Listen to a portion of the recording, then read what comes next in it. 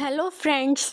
आज की स्टोरी एक ऐसी लड़की की है जो हंसती तो रहती थी पर कभी खुश नहीं थी। सोचो, एक ऐसी लड़की जो सबको खुश रखती हो, घर संभालती हो, ऑफिस भी मैनेज करती हो, पर एक दिन उसे रियलाइज़ होता है कि उसने कभी खुद के लिए तो जिया ही नहीं। ये कहानी है नैना की, जो एक वर्किंग वूमेन थी, जिसके दिन की शुरुआत दूसरों के लिए होती थी और एंड भी दूसरों के लिए ही होता था।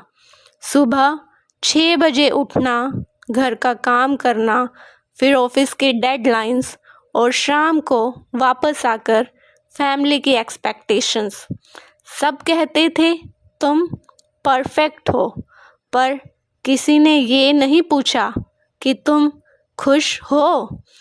नैना को पेंटिंग का बहुत शौक था, पर शादी के बाद उसने अपने पेंटिंग वाले ब्रशेस पैक कर दिए।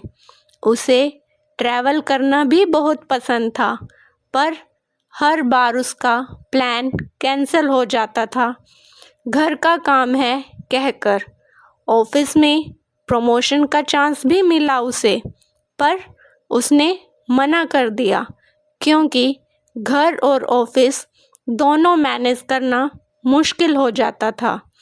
हर बार उसे एक ही लाइन बोली, चलो कोई बात नहीं, चलो कोई बात नहीं, और धीरे धीरे ये लाइन उसकी आदत बन गई। एक दिन ऑफिस से थकी हुई घर आई।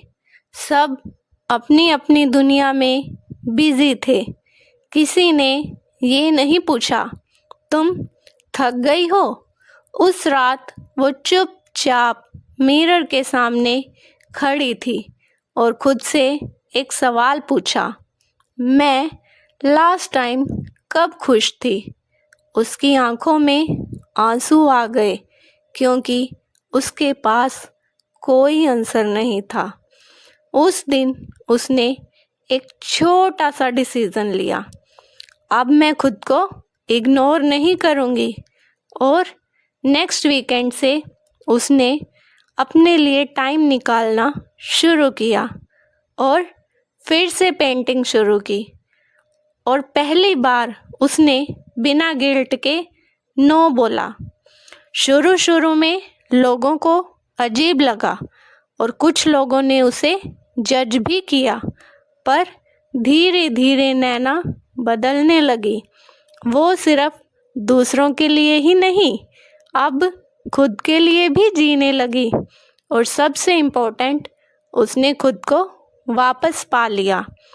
नैना आज भी परफेक्ट नहीं है, पर अब वो खुश है और उसने लाइफ का एक सिंपल सा ट्रुथ समझ लिया है।